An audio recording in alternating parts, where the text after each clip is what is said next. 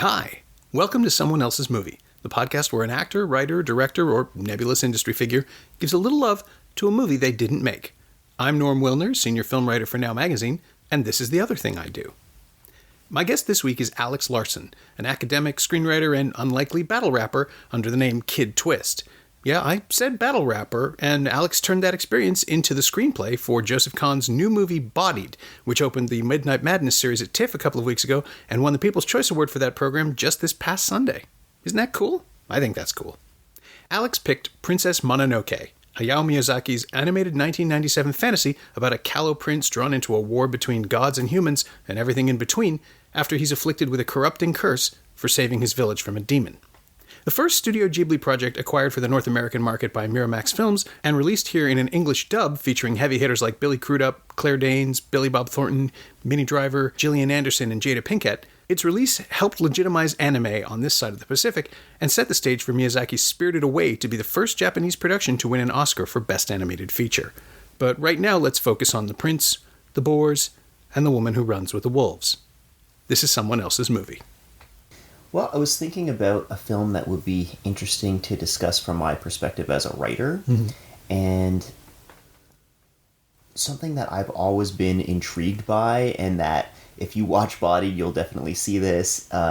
If you read the novel I wrote, which you never will because I'm never going to release it, but I wrote a novel in my early 20s that was also very much along the same lines. I've always been very interested in presenting different groups of characters or people representing groups in society and examining something from all of their various points of view in a fictional way, but that reflects kind of my perspective on reality, because that's kind of what I see reality as being. You know, it's all these competing narratives, these competing interests of different groups, but I have so rarely actually seen a narrative that tries to do that, and Princess Mononoke, I think, is the one that really stands out to me in film that has that kind of narrative and that really accomplishes it and really makes you empathize with each different group.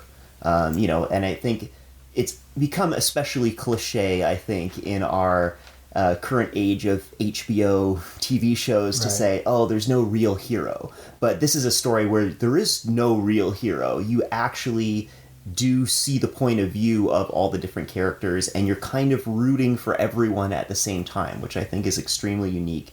And as a writer who's tried to do that same thing, I know how incredibly difficult to do that is. So from a writing and narrative point of view, I'm just so intrigued by it, and I have such respect for what he was able to accomplish in that movie. Yeah, now that you mention it, it is weird that it's generally a given that most movies are filled with characters acting out of self-interest, but this is the one that really does confront that, that calls every character out at one point or another for not hypocrisy necessarily, but there is always a confrontation. There's a scene with every character, maybe except the giant wolf, who seems to have a pretty good perspective of everything else. But all of these fantasy characters exist in a world of responsibility, and everyone is held accountable, one way or another. Yeah, and it's, mentioning HBO shows, it is really interesting, I think, to compare this to Game of Thrones in particular, because it's a similar kind of, I think Game of Thrones has a similar kind of goal where it's trying to present a fantasy world in a realistic way. You could perhaps say Princess Mononoke has more, like, superficially fantastical elements, but I think perhaps ironically, to me, it's more realistic than Game of Thrones, because Game of Thrones is just such this... it's such an American construction, the way it's presented. You know, everyone's cool, everyone's badass, you know, everything's gritty all the time. And yes, life can often be like that, but sometimes it isn't. And I think in Miyazaki's films in general, and even in Mononoke, which is perhaps grittier than his usual tone, you still see these kind of lighter elements at play. You see people laugh and have fun. And I think that's a big part of life too. So to me, it's actually more realistic to capture all of those aspects than to just have everything on screen be dark all the time. Yeah. It's funny, there are no bakeries in Westeros. Right, exactly. Nobody gets to just have a cake. Yeah, no one just chills, like... Be with your misery. Yeah. Cry over your missing hand or the child you killed. Yeah, the only time you sing a song is when you're literally about to slaughter an entire house of people. Yeah, celebrations are kind of weird in Westeros. Yeah. But and in the world of Miyazaki, Mononoke is much angrier than a lot of his other films. People are dying and they don't know why. Yeah. Tides are turning, worlds are changing. Howl's Moving Castle kind of goes there too. This sense of an anachronistic feudal system that somehow also incorporates the present day mechanization, industrialism. I don't know how you describe it, but it struck me going through it again, just preparing for this, that the basic conflict is between a princess, a prince, and somebody who just wants to build stuff. Yeah, it's interesting. So I rewatched it just recently. Which version do you prefer? Most of the times that I've watched it, I've watched the dubbed version, which I think is actually uniquely high quality. I mean, the typical thing is to say, oh, well, you got to watch it with subtitles. The dubbed version is terrible. I think in this case, the dubbed version is actually really good.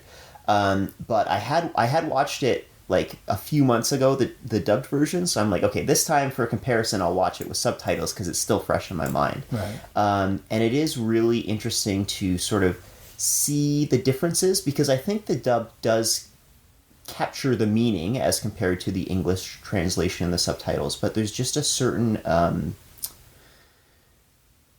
almost like an ominousness that is captured in the subtitle translations versus the dubbed. I think they made certain things more playful in the dubbed version, perhaps because they were trying to sell it more as a kids movie, maybe. But there's this real sense of foreboding and doom in the dialogue. Like and this is even just dialogue from like some of the minor characters, but there's multiple times where they say, they're talking about Ashitaka's curse, and someone says, well, actually the whole world is cursed, or the whole world is the curse. Yeah. So there is this real darkness and anger there. Oh, it's a very ominous film. Yeah. And my first experience was also the dubbed version, because it was this big deal that Miramax was bringing it over rather than Disney, and that they had made this agreement with Miyazaki and with Ghibli that they weren't going to change a frame, they would change the sound, but they wouldn't alter the images. And I think it's not a children's film, but the actors seem to be relating to it as though it is. Yeah, that might be a good way to put it. Yeah, and I think it's maybe because people just had no experience with anime outside of the fandom. Yeah, because I mean, this is going back 20 years now, so I think we almost take it for granted that animation can be for adults, but this is one of the first films that maybe started to make people realize that. Yeah. So it is interesting to look at it from that perspective. I wonder if they made a new dubbed version today, how it would be. In fact, I almost wonder if it would be too dark now in the Game of Thrones era, You'd go further. Yeah. You'd push harder. But the designs of the characters are softer somehow, I think, than they'll lead you away. The imp that Billy Bob Thornton voices is definitely not a dark character. He's ear-to-ear grin for his entire existence. He's actually a really interesting character. So something that I was thinking when I rewatched it this last time, his character, Jiko, and now maybe this is something that I was picking up in the subtitles versus, kind of being carried away by Billy Bob Thornton's charismatic performance. But I think he is the closest thing the movie has to a true villain, which is not something that I've thought in the past when I watched it. I've thought, oh, wow, it's actually amazing that one of the characters you're able to empathize with most is actually this guy who is just trying to get the head of the forest spirit. Isn't it cool that they made him kind of a good guy? Or that at least that's how he came across in the past to me. But now that I see it, there's certain things that I picked up on where he's really just a complete villain despite his charisma. He's pure manipulator. Yeah, exactly, pure manipulator. Beyond just the fact that he's out for his own self-interest, which all of the characters are on some level, except perhaps Ashitaka. He is upset, and this is something I hadn't picked up on before. He's upset that Lady Eboshi is fighting the samurai who are trying to take over Irontown instead of fighting the wolves and the boars in the forest. Right. So if you're looking at it from kind of like a species point of view, he's extremely chauvinistic, right? He just wants to wipe out everyone who's not human. Right. Well, they're in his way. They're in his way, yeah. And another thing that really stood out to me was that, and this is a main plot point, so it's obviously something I realized before, but it didn't stand out to me just how evil this is. But he orchestrates the whole battle between the humans and the boars just as a diversion so that they can get the forest spirit to appear and try to heal the boar god. So he literally spends hundreds, at least, of lives of the human force, not to mention, basically committing genocide against the boars just so he can get the head of the spirit. I mean, he's an evil guy, but it's interesting that he's so compelling and charismatic that at least the first few times I watched the movie, I was kind of rooting for him, And I think that's why the voice casting of Thornton is so interesting, too, because he's that's right after Sling Blade. He hadn't really done a lot of mainstream stuff. Yeah. And here he is just being charming and southern and casual. And you don't really want to hear what he's saying. You just like to listen to his voice. Yeah. It's one of those weird situations where the movie, the dubbed version, actually does a better job of shining you on, of sort of coaxing you into the same position as the protagonist. And it's like, oh yeah, this is a nice, it sounds like a fine idea. It's very practical. I'm sure we'll win. Exactly. And suddenly you're covered in blood and everything's gone horribly wrong and the forest spirit is angry with you. Yeah, that's right. By the way, if you're not familiar with Princess Mononoke and you're listening to this episode, it's okay if you pause and listen and watch the Yes, movie. there will be a lot of spoilers. Yeah. Sorry and also about it will sound like we're having strokes because there's no way that you can discuss the mythology of this film in a straight line, right? It's all this amazing jumble of lifted iconography and borrowed things and kind of quasi-religious tenets. We went over this before we started taping, but I interviewed Miyazaki about it when he came to TIFF with the film in 97, I guess, or 98, and he said that he didn't really care about the mythology, about seeing how it all fit together. He just went with the ideas that he went with, which I found absolutely shocking at the time. Like in a kind of disgraceful fanboy response. Like, but if it doesn't mean anything, why do I watch your movies? But that way of working is really interesting to me because as opposed to someone like Guillermo del Toro who writes in a fugue state and then figures out what it all means. Miyazaki says he doesn't care what it means. Or he was just screwing with us because he was cranky. Right. Yeah, I almost wonder if how much of that is him kind of playing the North American audience, you know what I mean? Because there's so much that clearly has deep roots in Japanese culture. But I personally only know enough about Japanese culture to just see that it has deep roots in the culture. I don't know the specificity of what he's referencing. Yeah. So I wonder how much of it is him just either taking various things from Japan, not really caring about how he combines them because it's more about the narrative to him, or was that comment that he made more just him being like, these white guys aren't going to know anyway. Keep polishing your legend outside of Japan. I assume that all of his films play differently to a Japanese audience. I have to imagine. It would be really interesting to discuss this movie with someone from Japan.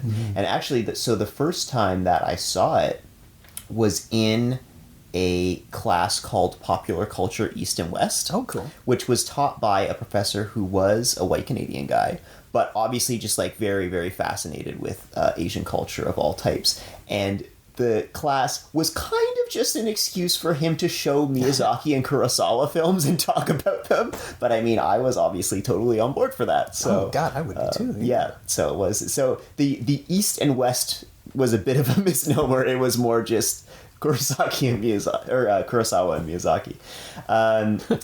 But yeah, so he had a lot of interesting points that he brought up. Although with related to Princess Mononoke, we didn't discuss as much the relation of elements of the narrative to Japanese culture, but he talked a lot about how elements of the animation were related to traditional Japanese art styles, which I found very interesting because, on the surface, you can't really see it.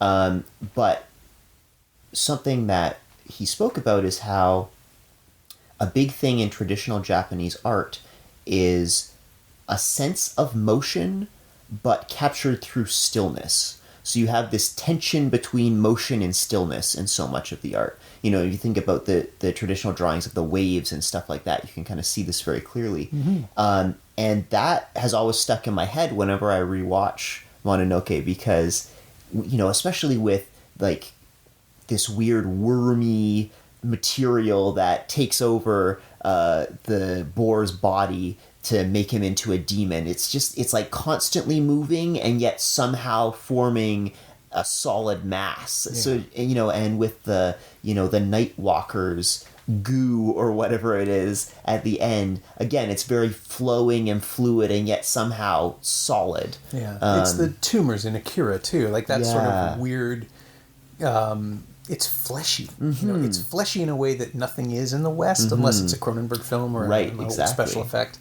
And there's a sense of corruption that's added by Miyazaki, but I guess culturally, because it's in Otomo, it's around the idea of invasion. And whenever I see something like that, I'm always in Japanese animation. I always end up thinking about post-nuclear stuff, right? Hiroshima, Nagasaki, burns, and the distortion and destruction of flesh that country has a really specific, really recent memory of. Interesting. Yeah, that's a great point. It's like it's infected pop culture there. And, I mean, Akira's all about that. Yeah. But with this, Miyazaki doesn't often do something like this. I mean, when he does demons, they're not like that. Yeah, the demons in Spirited Away, for instance, very, very different. Yeah. So this is clearly a choice that he made, which, again, he refused to explain. Right. Yep. I mean, I'm,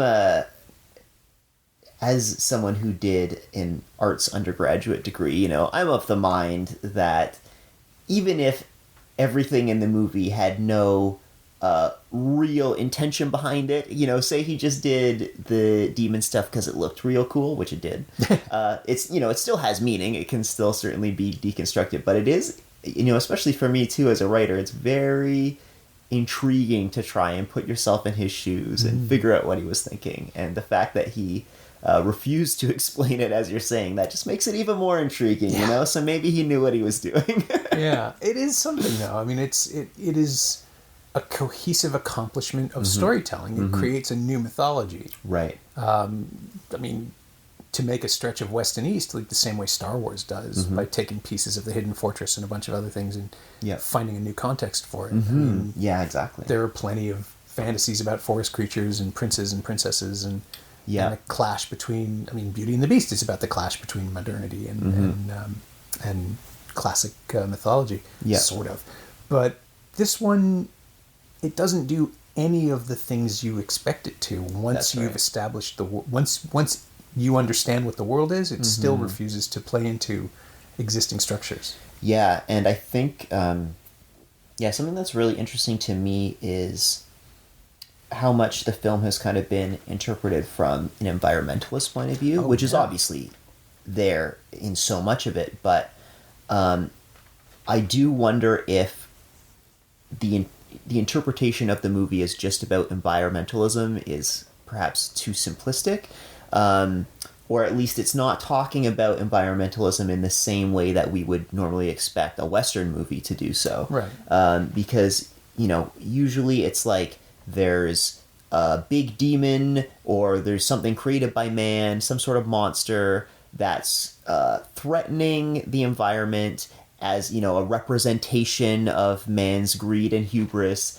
and, with the help of a plucky human, the creatures of the forest defeat the big thing, and now everything is in harmony again. Right. But the interesting thing to me in Princess Mononoke is you have, first of all, multiple groups of humans with multiple goals, none of which are good for the environment, but some of which are worse than others.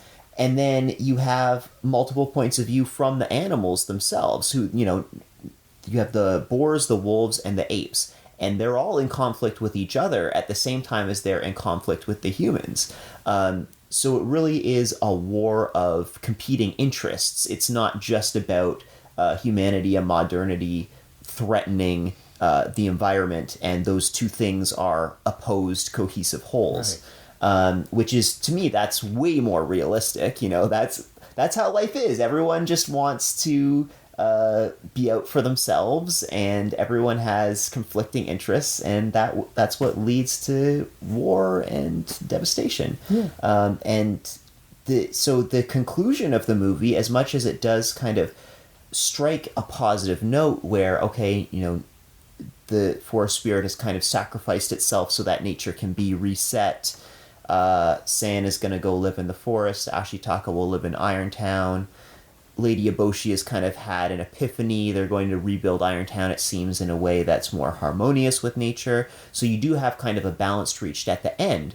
But everything has been destroyed. You know, you have this war of total destruction before a positive resolution can be reached. And I wonder if this is actually a much better comment about environmentalism, you know, especially now that we're in the era of the devastating effects of climate change. You know, how far is this going to progress before we actually do strike some sort of balance with nature? You know, maybe Miyazaki had it right. Everything is going to be destroyed before we finally get our act together, you know? Yeah, well, it makes it much less allegorical, right? Mm-hmm. It makes it much more immediate to actually not to have a happy ending that's earned through struggle and misery and grief. Mm-hmm. And again, that's something that anime does a lot more often than North American stuff does, is destroy, you know, all the Hunger Games gives you the pleasant veil of I grew up after.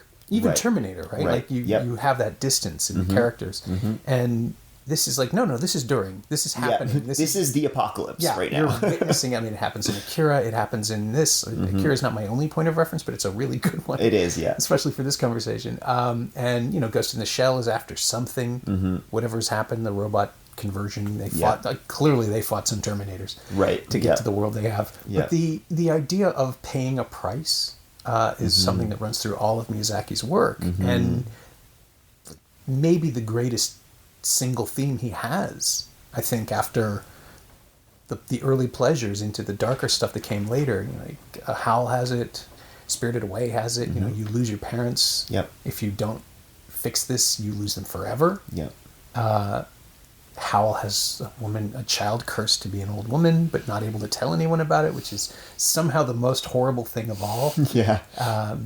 And this is, you know, you can save yourself, but it's going to hurt. Mm-hmm. It's going to, the curse can be broken, but yeah, as you say, the whole world is cursed. It's not going to be an easy fix. Yeah. Yeah, it's, I mean, I wonder how much of it is, this is me being very cynical now, Please. But I wonder how much of it is that in North America, we can't have that perspective because we're mostly the ones destroying the world. Yeah, I figured that. Yeah, no, we can't. We can't be forced to confront any of this cost, because if we did, that would change everything. Yeah, if you actually have a conversation with people about what they're doing. Mm-hmm. I mean, I remembered here in Toronto the big argument when compost buckets came in. Mm-hmm. It's like, I don't want to have to separate my garbage. Right. Dude, someone takes it away. Yep. It's not like you have to go and bury it. Everything is a stage. Everything is a, you know, every new idea is met with resistance and so on. And that's what Princess Mononoke is all about. Yeah. But in the real world, we don't always have to kick and scream at every tiny stage of progress. I mean, I don't mind using a reusable water bottle. Yep. It's fine. It's been, God, I was in New York in 2007 when they started doing the push against bottled water, when they finally had to actively, you know, they were taking out ads reminding people that New York tap water is the cleanest in the world, or at least in North America or something. And there was a program where, I think it was in Duane Reade stores that started it, but there was a program where if you took your water bottle into any place with this sticker, you could refill your water bottle for free. Yeah. And it's like, why wouldn't you do that? Yeah. It's so simple. The solutions are often so obvious. Yeah. And it saves you people buy 5 bottles of water in a day. It saves you $5 a day. There you go. There's your argument. You carry it around. What? Yeah. It's just, it's crazy. The human urge for comfort and sameness and routine requires an almost, as in the film, it requires an almost supernatural intervention before you break your habits. And I think that's like the best allegorical value that Princess Mononoke has. If anything, it's just like, no, think about things. It's a movie that argues we should simply be more conscious of our impact on the world. But if we don't, a lot of giant boars are going to die. Yeah, that's right. Yeah, and I think to me, something that stood out to me too on my most recent watch was figuring out who your allies are and who your allies should be. Just in kind of on a metaphorical level, because it struck me that I love the character of Lady Eboshi. She, as much as she's kind of the villain in a sense because she is running the Ironworks, she has taken in people who, in the dubbed version, it's presented as prostitutes. In the subtitled version, I don't know if I had just missed this in the dubbed version, but in the subtitled version, it also mentions people who had been sold into slavery.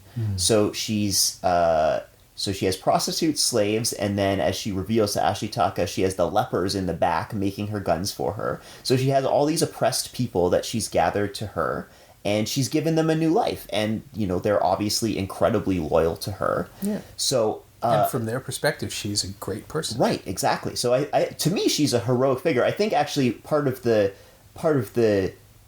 twist, maybe just in my own thinking, is that Jiko, played by Billy Bob Thornton especially, has all of the hallmarks of like the hero of an American film. He's kind of this lone wolf out for himself, and so he comes across as a hero perhaps on the first watch, whereas Eboshi, despite the fact that she's doing good for these people, you're like, oh well, but really she's a bad person because she kills the forest spirit, she's mining all this iron out of the earth. But I think actually she is a hero and he is a villain.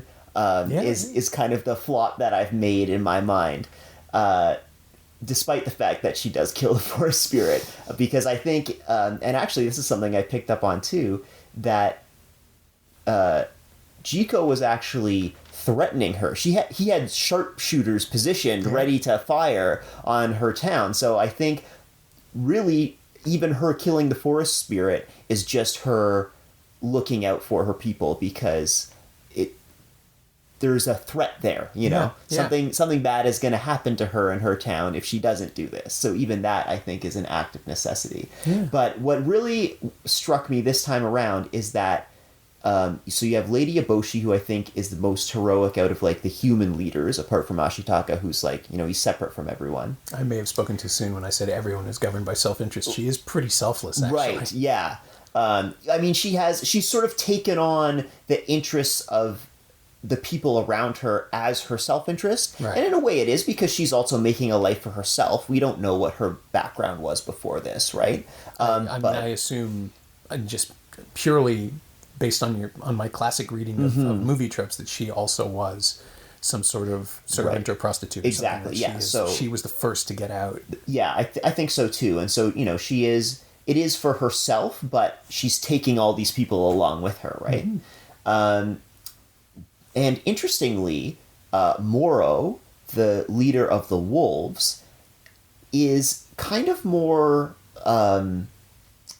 even though she's like the most dangerous animal, but she's less inclined to these massive conflicts than the boar gods are, because they're the ones who are pushing, no, we have to go confront the humans, and she kind of tells them, like, they're going to wipe you out. They have guns. And the boars are like, no, it doesn't matter. We have to go for our honor. It's better if we all die, but we face them in battle. So Moro is more, she's concerned about the self-preservation of her tribe as much as Lady Eboshi is. So it's like, if you could have just got, like, if Lady Eboshi and the wolves could have just got together, the wolves also, they, in a way, despite, like, the personal animus between the two leaders there, the wolves somehow seemed more willing to compromise in a way because they had kind of ceded the mountain territory, whereas the apes still wanted to take back the mountain territory. Right. So I think if there could have been an alliance between Lady Eboshi and the wolves, they could have defeated everyone else and everything would have been good. And that's kind of where it gets to at the end,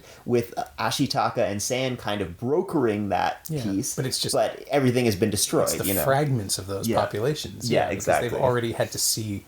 Yeah, you have to see what you would lose. You actually have to lose it. It's not just about, well, hypothetically. That's right. Yeah, you have to be a survivor now.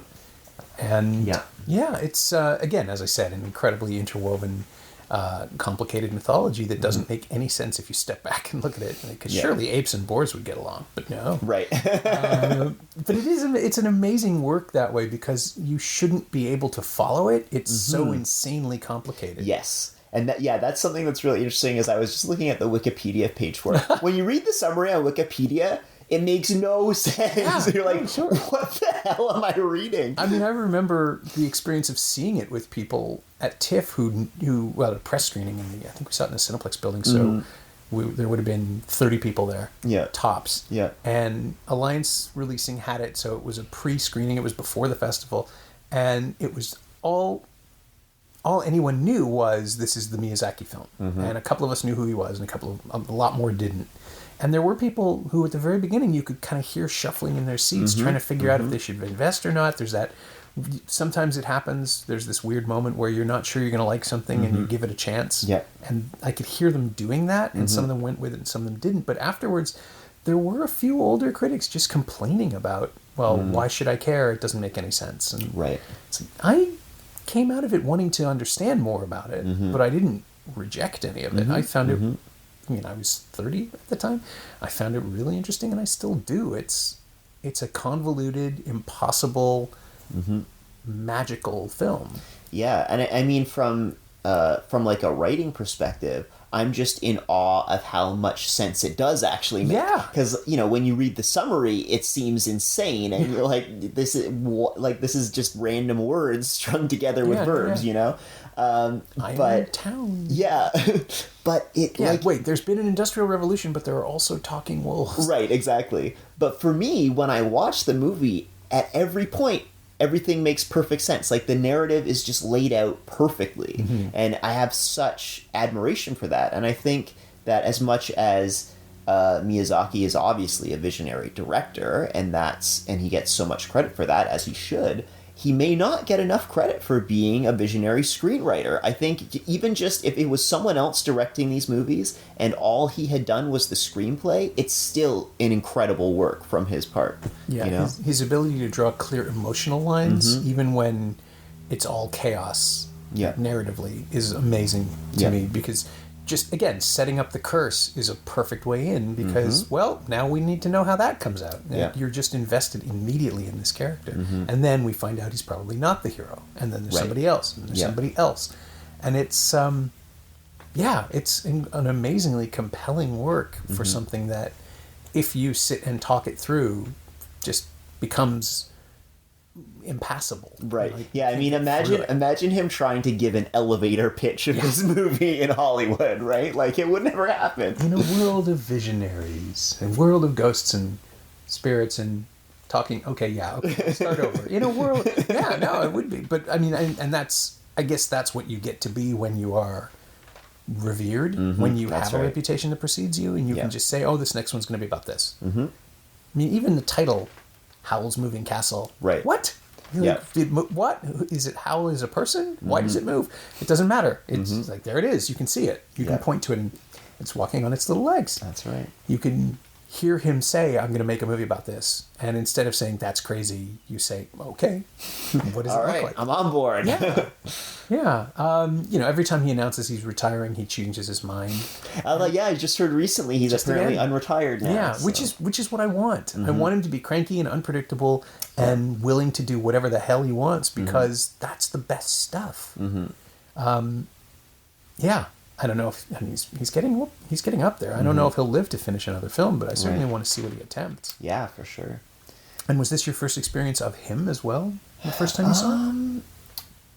Yeah, so in that same class that I mentioned where I first saw it, we also watched Spirited Away. Okay. I'm trying to remember which one we actually watched first. I think it was Princess Mononoke first. Mm. But yeah, those were the first two that I watched. You hadn't seen Totoro or Kiki's Delivery? No, not at all. So I've had a very I grew up during the era of anime films, but I had just somehow completely avoided them for my whole teenage years almost, and I guess I was 19 or 20 when I finally saw this in the class. I mean, I know people who never paid attention to any anime simply because they all thought it was they thought it was all Speed Racer. Right. Or Battle of the Planets or whatever the dubbed versions of crap that we saw. Oh, see, maybe that was it, because what I watched when I was growing up was Dragon Ball Z. That was the one anime I did watch, and it was just like, I actually loved it because I just kind of loved the weird world of it, but it just got so aggravating at a point because the whole joke about that show is the entire show is just characters powering up. So you have two guys, they're going to fight, and they power up for like 12 episodes. I'm like, oh my, I'm sorry, I just cannot spend my 3:30 to 4 o'clock half hour after school watching these guys power up every week. That's pretty reasonable. I mean, you've got stuff to do. Yep, that's right. I was busy at 12 years old, But there's so much good stuff out there now to discover, which is great. I mean, they've just announced that a company called G Kids, I think, has just gotten the North American rights from Disney, and they'll be reissuing all of the Ghibli Miyazaki films. And yeah, I'm really looking forward to a couple of those, because it turns out I was shocked to discover I don't have Princess Mononoke on Blu-ray, and there's some gorgeous stuff that I want to revisit in the highest possible quality. Yeah, totally. I mean, they released, when he announced his retirement, they released this Blu-ray box set of all his movies, which I have, so that's how I've been watching them. But there's some of the earlier ones that are on there I still haven't got around to watching yet, so I'm still got to check that out. Excellent. Yeah. Well, before I let you go on and do that, and start pre-ordering stuff, the last question on the podcast is always the same as well, which is basically, is there anything of Princess Mononoke that you have used or borrowed or stolen or absorbed into your own creative DNA? Oh, interesting. Well, especially given your particular career arc, I'm fascinated. Yeah. I think it's that it really is that thing about looking at all of the different perspectives of the characters. I mentioned at the beginning that's always what I've been striving to accomplish, even before I saw this movie. But I think that what that movie crystallized for me more than anything is that you can do it. So I always, as a writer, had this idea in the back of my head that these are the kinds of stories that I want to tell. And then I saw this movie by Miyazaki, and I was like, that bastard, he did it. It is possible. You can do it. So it didn't implant the idea in my head, but it certainly made me continue to strive to achieve it and to tell those kinds of stories and to come up with narratives that are that complex to the point where they don't make any sense when you try to summarize them, but that really make you empathize with every particular character's perspective when that character is on screen. So I hope that I've achieved that in Bodied, and I hope that I will continue to get even better at telling that kind of story. Yeah. What's next? Do you have another plan?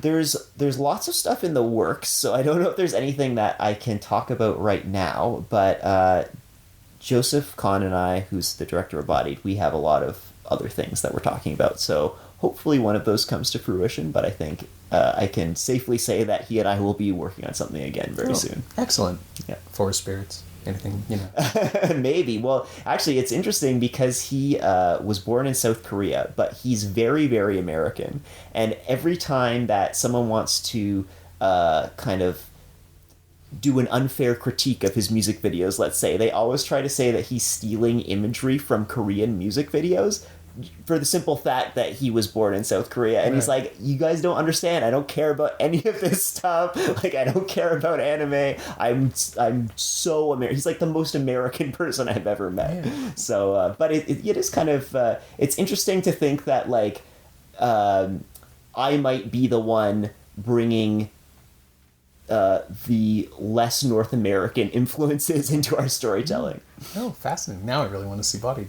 Yeah. I wanted to see it anyway, but it's definitely, I will say this about Bodied, like Princess Mononoke, it's definitely not a story you've seen anywhere else ever before. So I'm very curious and extremely nervous to see how people are going to react to it. But I think that's kind of the price of creating art that hasn't been seen before. You don't know exactly how people are going to react. So I hope it's positive. I'm sure there'll also be a lot of negative reactions, but I hope on the whole it's a positive. Oh, it's Midnight Madness. They'll love you. They'll love you unless you betray them completely, in which case they'll eat you. Oh, great. Either way, you'll find out soon enough. Yep, I'll either be hailed a hero or stabbed on the forum floor. We'll see how it goes. My thanks to Alex Larsen, who will be taking Bodied to Austin later this week for its American premiere at Fantastic Fest on Sunday, September 24th, with a repeat screening Wednesday, September 27th. You can find Alex on Twitter at AlexKTwist, all one word, and Princess Mononoke is going to be released on Blu-ray and DVD by G-Kids on October 17th as part of that Ghibli catalog wave we were just talking about. You'll want to collect them all. As always, you can find me on Twitter at Norm Wilner and elsewhere on the internet at nowtoronto.com. You can also find this podcast on Twitter at Semcast, S-E-M-Cast, and on the web at someoneelsesmovie.com. If you want to leave a review on iTunes, that would be greatly appreciated. If you're going to write a thesis about the inevitability of technology overtaking the natural world, maybe not this week. You might annoy the Borg gods. Thanks for listening.